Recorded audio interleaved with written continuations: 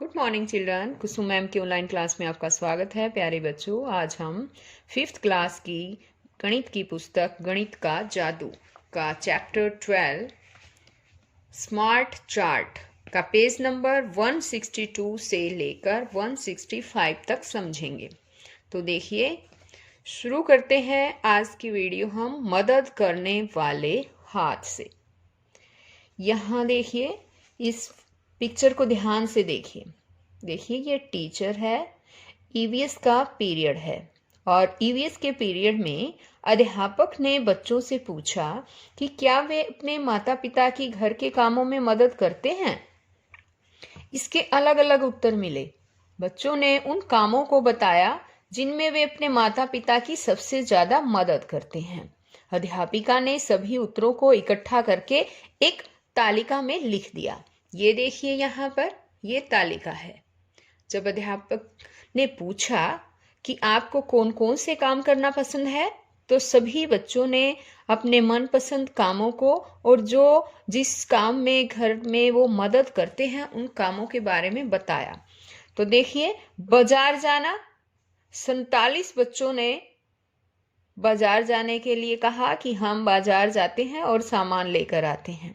बर्तन धोना, बर्तन धोने में मदद करते हैं 15 बच्चे। कपड़े धोने में 3 बच्चों ने हाँ कहा। खाना बनाना व परोसना, ये 25 बच्चों ने इसमें कहा कि वो इस तरह से मदद करते हैं। घर की साफ सफाई करने में 10 बच्चे मदद करते हैं। तो यह है कि माता पिता की मदद करने वाले कुल बच्चे कितने हैं। तो इसके लिए हम बताओ बच्चों क्या करेंगे, हम इसको ऐड करेंगे, जोड़ेंगे। तो देखिए, 7 5 12 और 3 15 और 5 20, 20 की 0 हासिल लगी 2, 4 1 5 और 2 7, 1 8 और 2 हासिल, कितने हो गए 10। तो इस तरह से बच्चों की कुल कितनी संख्या है बताइए। जो माता पिता की मदद करने वाले बच्चे हैं 100, है ना। ये 100 बच्चे हैं। अब यहाँ पर ध्यान दीजिए, पेज नंबर 163 है। इसमें कहा गया है, क्या तुम दिए गए चपाती चार्ट को तालिका में दिए गए आंकड़ों से पूरा कर सकते हो। तो ये देखिए बच्चों, ये जो चार्ट है इसको हम चपाती चार्ट बोलते हैं। इसको पाई चार्ट भी बोला जाता है।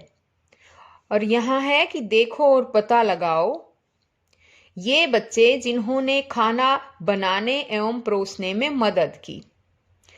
यहाँ देखिए, इस चार्ट को सबसे पहले तो हम इस चार्ट को ही समझेंगे। ये पूरा जो चार्ट है इसमें 100 बच्चों का चार्ट है। ये 100 बच्चे हैं जिन्होंने जो अपने घर के कामों में अपने मम्मी पापा की मदद करते हैं। तो इसको ध्यान से देखो आप, ये वाली लाइन देखो, इसका आधा आधा इस साइड और आधा इस साइड, है ना। ऐसे मान के चलो आप, ये देखो ऐसे, ये लाइन आधी ये है और आधी ये है, यानी कि 50 और 50, 100 हो गए ना। तो इस तरह से जो ये चार्ट ये दे रखी है ना तालिका, इसमें 47 बच्चे बाजार जाने वाले, बाजार जाना 47 बच्चे। तो बच्चों यहाँ पर देखिए एक बार, हमें इस तालिका को ही इसमें भरना है। ये तो हो गए 50, लेकिन यहाँ देखिए थोड़ा सा कट कर रखा है, ये अलग से कलर कर रखा है, हर उसमें अलग अलग कलर कर रखे हैं। तो ये जो है पाई चार्ट का हिस्सा 47% होगा ये, क्योंकि ये आधे से थोड़ा कम है, बस थोड़ा सा कम है। तो यहाँ इसमें ये वाले बच्चे हैं बाजार जाना, जो बाजार जाने का काम करते हैं। कितने बच्चे हैं ये 47। अब है ये वाला, ध्यान से देखो आप, ये आधा हिस्सा हो गया। अब ये जो आधा हिस्सा है इसका भी आधा देखिए, ये येलो कलर कर रखा है, जिसमें 50 का आधा कितना हो गया 25। तो 25 देखो इस चार्ट में, आप सभी ध्यान से देखो, है ना 25। ये 25 है खाना बनाना व परोसना। तो यहां पर जो है, यहां आएगा खाना बनाना और परोसना। यहाँ पर। ये बच्चे कितने बच्चे काम करते हैं? ये काम 25 बच्चे करते हैं। अब आप ये भी ध्यान से देखो, अब जो आधा हिस्सा बच गया, ये वाला आधा हिस्सा, ये आधा, यानी इस आधे का भी आधा है ना, 25 बचा। उसमें 10 इसने ऑलरेडी लिख रखा है कि घर की साफ सफाई करते हैं ये 10 बच्चे। अब इस 25 में से 10 चले गए तो रह गए 15, और इस तालिका में दे रखा है कि 15 बर्तन धोना, 15 बच्चे बर्तन धोते हैं। तो फिर 15 यहाँ पर जो है ये बर्तन धोने वाले बच्चे आ जाएंगे, बर्तन धोना यहाँ पर आएंगे। कितने बच्चे हैं? ये 25 बच्चे हैं। और बच्चों अब कौन सा रह गया? एक ये पार्ट रह गया छोटा सा।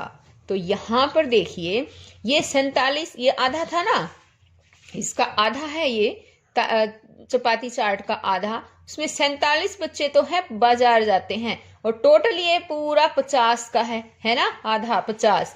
तो 50 में से 47 गए, रह गए 3। और यहाँ इस तालिका में देखिए 3 बच्चे कपड़ा धोना, तो 3 बच्चे कपड़े धोते हैं। तो यहाँ पर ये 3 बच्चे हैं, ये आ जाएगा कपड़े धोना। यहाँ पर 3 बच्चे जो हैं ये कपड़े धोते हैं, ये इस तरह से आ जाएंगे। तो अब ये हमारा चपाती चार्ट यानी कि पाई चार्ट कंप्लीट हो गया है। तो सभी बच्चे अच्छी तरह से सीख गए होंगे ना। अब आगे देखो, अब आएगा ये कि वे बच्चे जिन्होंने खाना बनाने और परोसने में मदद की। तो देखिए कहता है कुल बच्चों में से 1/3 बच्चे हैं, या कुल बच्चों में से आधे बच्चे हैं, या कुल बच्चों में से 1/4 बच्चे हैं। तो हमें इन तीनों में से जवाब देना है। एक आंसर ठीक है और 2 इनमें से गलत है। तो देखिए खाना बनाना एवं परोसना, ये देखिए बच्चों यहाँ पर है ना खाना बनाना और परोसना, ये पूरा चार्ट 100 बच्चों का है। तो अब हम इसको देखिए, आधा ये था है ना, 50, और ये 50 का भी आधा है 25, यानी कि 1/4 भाग है। अगर हम इसको पूरे को 4 भागों में बांट दें इस तरह से, तो ये खाना बनाना और परोसना 1/4 भाग होगा। या फिर हम ऐसे भी कर सकते हैं, जैसे ये है पूरा 100 और ये 25, तो ऐसे भी कर सकते हैं 25/100, 25 1, 25 चौके 100, 1/4। तो खाना बनाना और परोसना 1/4 भाग है। या फिर हम ऐसे कर सकते हैं, इस पूरे को 4 भागों में बांट दिया है ना, और ये 1 भाग जो है उन चारों का 1 भाग खाना बनाना और परोसना है, तो 1/4 भाग। तो इसमें आंसर क्या होगा? कुल बच्चों में से 1/4 बच्चे हैं। अब आगे है अभ्यास का समय। स्कूल के बाद अपने 10 दोस्तों से पूछो कि वे स्कूल के बाद अपना समय कैसे बिताते हैं। तो देखिए बच्चों, ये स्कूल के बाद टीवी देखना, अब 10 बच्चों से पूछना ना टीवी देखना, तो 2 बच्चे टीवी देखना पसंद करते हैं। फुटबॉल खेलना, फुटबॉल खेलने में 1 बच्चा फुटबॉल खेलना पसंद करता है। ये खुद आपको अपने दोस्तों से पूछना है, मैं वैसे अंदाजे से आपको समझा रही हूँ कि इस तरह से करना है। कहानियां पढ़ना, जैसे कि 1 बच्चे को कहानियां पढ़ना पसंद है, और बाकी के आप मान लो अपने दोस्तों से पूछा कि होमवर्क करना किसको पसंद है, स्कूल का होमवर्क करना, तो इस तरह से लिख सकते हैं हम 2 बच्चों को होमवर्क करना पसंद है। फिर है हॉकी खेलना, कि हॉकी खेलना कितने बच्चों को पसंद है। अपने दोस्तों को आपको तो खुद ही उनसे पूछना है, ठीक है। अब जैसे 3 बच्चों को हॉकी खेलना पसंद है। आगे है गाने गाना, गाने गाना कितने बच्चों को पसंद है। तो इस तरह से हम लिख सकते हैं, जैसे 1 बच्चे को गाना गाना पसंद है। अब जैसे हमने ये काउंट किया, देखिए 2 2 4 और 2 6 और 3 9 और 1 10, तो हो गए 10 दोस्तों से। इस तरह से आपको भी अपने दोस्तों से पूछना है। या जरूरी नहीं कि जो मैंने ये लिखे हैं वही आप भी लिखोगे, आप कोई दूसरा भी कार्य जो है उनको पसंद हो वो लिख सकते हैं कि उनको ये काम कौन कौन सा पसंद है। आगे देखिए, पेज नंबर है हमारा 164, विज्ञापन। रागनी को टेलीविजन पर कार्टून देखना बहुत पसंद है। ये देखो, ये रागनी है, ये टीवी देख रही है ना बैठी। तो एक दिन उसने सोचा कि वो कार्यक्रम के बीच में आने वाले विज्ञापनों को गिनेगी। उसने पाया कि हर ब्रेक में 14 विज्ञापन आते हैं और उनमें से 10 विज्ञापनों में बच्चे अभिनय करते हैं। तुम्हारे विचार में इतने सारे विज्ञापनों में बच्चों को क्यों लिया जाता है? क्योंकि उनसे बच्चे जल्दी प्रभावित होते हैं। यानी कि जब विज्ञापन देखते हैं तो बच्चे उनसे काफी प्रभावित होते हैं, इसलिए उसमें ज्यादातर बच्चों को ही लिया जाता है। आगे, टीवी कार्यक्रम के बीच आने वाले ब्रेक में विज्ञापनों को टैली चिन्ह की सहायता से गिनो। तो बच्चों देखो, जब रागनी टीवी देख रही थी तो 14 विज्ञापन आए थे ना, तो ये कहता है उनको टैली चिन्ह से दिखाओ। तो टैली चिन्ह में देखो 1 2 3 4 और ये 5, अब फिर 6 7 8 9 और ये 10, अब 11 12 13 14, तो ये हो गए 14 विज्ञापन, है ना। इस तरह से क्या समाचारों के बीच में भी विज्ञापन आते हैं? हाँ बच्चों, समाचार के बीच में भी विज्ञापन आते हैं। अब ये स्वयं करें, ये काम आपको खुद करना है। देखिए, इसने कहा है कि अगली बार टीवी पर अपना मनपसंद कार्यक्रम देखते हुए हर ब्रेक में आने वाले विज्ञापनों को गिनो, टैली चिन्ह का प्रयोग करो। जब भी तुम्हें विज्ञापन में कोई बच्चा नजर आए तो उस टैली चिन्ह के नीचे एक बिंदु लगाओ। तो बच्चों, ये काम आपको खुद करना है। आप टीवी के आगे बैठना, आपको जैसे कि अंदाजे से आपको दिखा कि किसी शैम्पू का जैसे विज्ञापन आ गया तो उसके लिए 1 लिख दिया। फिर बाद में आपने देखा कि किसी वॉशिंग मशीन का या किस तरह से दूसरा विज्ञापन आया है तो आप उसके लिए भी 1 चिन्ह लगा दिया। फिर थोड़ी देर बाद फिर देखा आपने कि फिर शैम्पू का आ गया है तो इस तरह से फिर टैली चिन्ह लगा दिया। फिर बाद में फिर आया, इस तरह से आपको ये जितने भी शैम्पू के विज्ञापन आए लगा दिया, एक टैली चिन्ह बना दिया।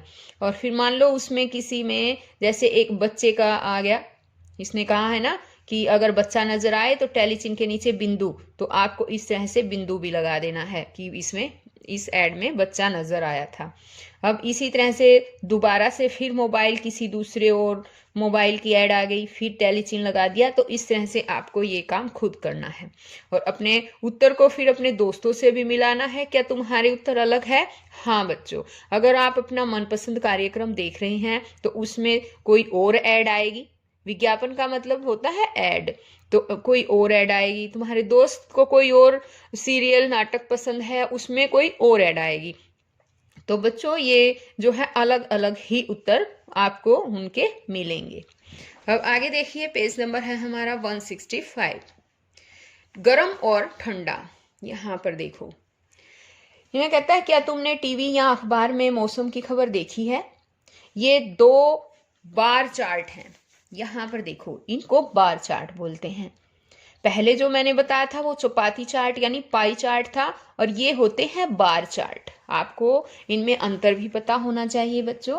इनमें से 2 अलग अलग दिनों में 4 शहरों का अधिकतम तापमान दिखाया गया है। ये देखो, ये तो जून के महीने का दिखाया गया है, काफी जो है गर्मी होती है जून में। और ये जो चार्ट है ये सर्दी के मौसम का दिसंबर में दिखाया गया है, दिसंबर महीने का, जिसमें ठंड बहुत ज़्यादा पड़ती है। तो इसमें शहर हैं दिल्ली, शिमला, बेंगलोर और जैसलमेर, ये 4 शहर दिखाए गए हैं दोनों में ही। तो यहाँ पर देखिए कुछ क्वेश्चन दिए गए हैं, बार चार्ट से पता करने हैं हमें कि 1 जून को कौन सा शहर सबसे गर्म है। बच्चों, सबसे पहले तो ये सीखो कि जितना भी तापमान बढ़ता जाएगा उतनी ही गर्मी बढ़ती जाती है, और जितना तापमान घटता जाएगा उतनी ही ठंड पड़ती जाएगी। ये बात ध्यान रखो। यहाँ है कि 1 जून को कौन सा शहर सबसे अधिक गर्म है, तो ये जून है। जून में सबसे अधिक गर्म शहर बताना है। तो देखिए, यहाँ का तापमान जो है वो दिल्ली का 33 डिग्री है, शिमला का 22 डिग्री, बेंगलोर का 28 डिग्री और जैसलमेर का है 38 डिग्री। और एक और बात ध्यान दो बच्चों, ये जो गोल गोल इस तरह से दे रखा है ये डिग्री कहते हैं। इसको पढ़ेंगे हम 10 degree Celsius, 20 degree Celsius, 30 degree Celsius और इसको क्या पढ़ेंगे 40 डिग्री सेल्सियस। तो ये देखो यहाँ तापमान कौन सा है, जैसलमेर। तो सबसे ज्यादा तापमान कहाँ का हो गया, ये जैसलमेर का हो गया। ठीक है, तो यहाँ पर हम लिख देंगे जैसलमेर। अब ये कहता है 1 दिसंबर को कौन सा शहर सबसे ठंडा है। तो दिसंबर में देखिए सबसे ठंडा शहर यानी तापमान नीचे किसका है, यहाँ 23 डिग्री है, 24 डिग्री, 25 डिग्री और ये 10 डिग्री। तो शिमला का जो है वो सबसे ठंडा शहर है, शिमला 1 दिसंबर को। अब है किस शहर में 1 जून और 1 दिसंबर के बीच तापमान में सबसे कम बदलाव आया। 1 जून और 1 दिसंबर कम बदलाव आया। देखिए दिल्ली में और यहाँ भी दिल्ली में 33 और ये 23, तो 10 डिग्री का अंतर है इसमें देखिए 22 और ये है 10, यहाँ 12 डिग्री का अंतर है। और इसमें है 28 और ये 24, तो 4 डिग्री का अंतर आ गया इसमें, है ना। और इसमें है 38 डिग्री और ये है 25 डिग्री, तो यहाँ पर 13 डिग्री का अंतर। तो सबसे कम अंतर इन्हें पूछा ना, उनके बीच सबसे कम बदलाव किसमें है, ये बेंगलोर में। तो यहाँ पर आ जाएगा बंगलौर। ठीक है, ये बेंगलोर में सबसे कम बदलाव आया है। अब आगे है ये खुद करो। किसी एक दिन किन्हीं भी 3 अलग अलग शहरों को चुनो और टीवी या अखबार से उनका तापमान रिकॉर्ड करो। तो बच्चों ये आपको खुद करना है। आप जब टीवी देखोगे उसमें जो है आपको तापमान भी, जैसे आप समाचार देखते हो ना तो उसमें तापमान भी दिखाते हैं, तो उसमें आपको 3 अलग अलग शहरों को चुनना है और उनका तापमान रिकॉर्ड करना है। अब इस रिकॉर्ड तापमान से अपनी कॉपी में इसी तरह का आपको चार्ट बनाना है और फिर अपने दोस्तों से भी कुछ प्रश्न पूछने हैं और देखना है कि क्या वे तुम्हारा चार्ट समझ पाए हैं। तो ये काम बच्चों आपको खुद ही करना है। तो बच्चों आगे के जो पेजेस हैं इस चैप्टर के, वो मैं आपको अपनी नेक्स्ट वीडियो में समझाऊंगी। अगर आपको मेरी वीडियो अच्छी लगे तो प्लीज़ इसे लाइक करना, और अगर आपने मेरे चैनल को अभी तक सब्सक्राइब नहीं किया है तो मेरे चैनल ऑनलाइन स्टडी हब को सब्सक्राइब भी करना। तो बच्चों फिर मिलते हैं नेक्स्ट वीडियो में, तब तक के लिए बाय।